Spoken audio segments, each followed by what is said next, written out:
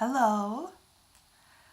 I wanted to share with you my ship's wheel, and I didn't choose it, it chose me. It came to me in a box of things once, but when I saw it, it immediately had an appeal for me. And have it on my wall in my room because it reminds me of going forward, movement, adventure, guidance, navigation, persistence through the storms. And so I just think it's a really lovely symbol. And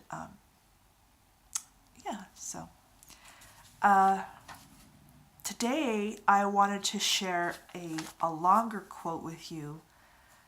So I'm going to be reading it, but I think that it will be very much worth it. It's something that Martin Luther King Jr. said. Power, properly understood, is nothing but the ability to achieve purpose. And one of the great problems of history is that the concepts of love and power have usually been contrasted as opposites, polar opposites, so that love is identified with a resignation of power, and power with a denial of love. Now we got to get this thing right. What is needed is a realization that power without love is reckless and abusive, and that love without power is sentimental and anemic. Power at its best is love, implementing the demands of justice. And justice at its best is love, correcting everything that stands against love. It is precisely this collision of immoral power with powerless morality which constitutes the major crisis of our times. Closed quote. And I would add the major crisis of the entire history of humankind. I don't think there's been a special time that we haven't been confused about love and power. I want to invite you to gain power. I invite you to be good, to be peaceful, to be loving, to have a purpose. The purpose comes first, but then gain power. Don't be afraid of that. And power is not power over other people or causing people to do things that they don't want to do. That isn't power.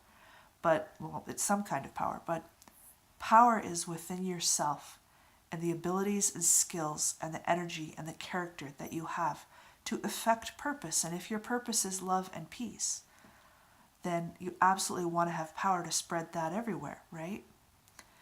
Be harmless as doves, yet wise as serpents. And if you are listening to this and you care about changing this world toward peace and changing yourself toward peace and doing something effective in your community or neighborhood or family or in the larger world, then you might want to think about it in terms of gaining power. And power can be learned just like anything else, just like riding a bike. It's something that has steps to it and has parameters to it. And you might want to think about it in terms of specific kinds of power, because you might have a talent in certain things, or even if you don't have a talent, like you say, I don't have a talent in this area, but this is the area I'm going to learn so that I'm skilled in it. So either way, you can build on a strength or start from a weakness. It doesn't matter. But there's different kinds of power. There's money power. Money is neutral. It can be used for great good. There's power of being able to network with people and to know a lot of people and remember them and think about them and bring them together. Have the power to bring people together. That's a huge power that good can use. Having the power of words or of information, having the power of being able to go in the darkest places and bring the light, because there are lots of places on this earth that that make others afraid, rightfully so. They don't have the power to just, maybe go into prisons or go into places where, I don't know, human trafficking. These are too big for some people, but if you have the adventure in you and the power, then we're grateful. And so those are just a few off the top of my head, but there are probably unlimited kinds of power that you could have. And if I think of a few more, I'll put some in the description.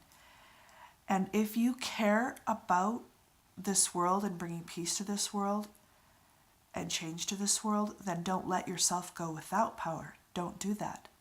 Think about it in terms of having the capacity to affect a purpose, like bringing it into existence from the beginning, following it through and completing it, and blessing other people with that.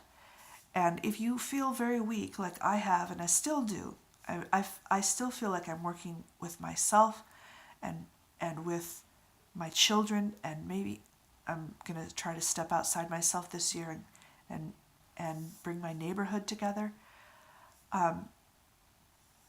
Let's see if I get that far.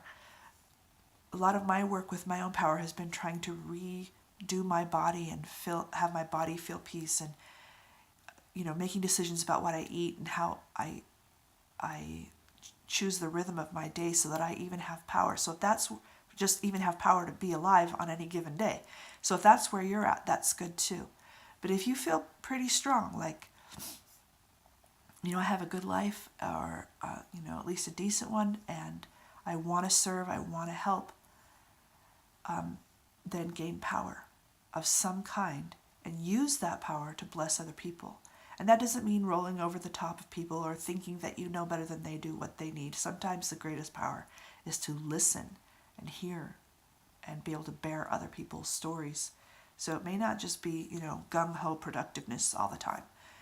But, so that's worth thinking about. And don't be afraid of power. Just be good as you can be and be as powerful as you can be with that goodness. And take it step by step and use that power to do something in this world. We'll see you.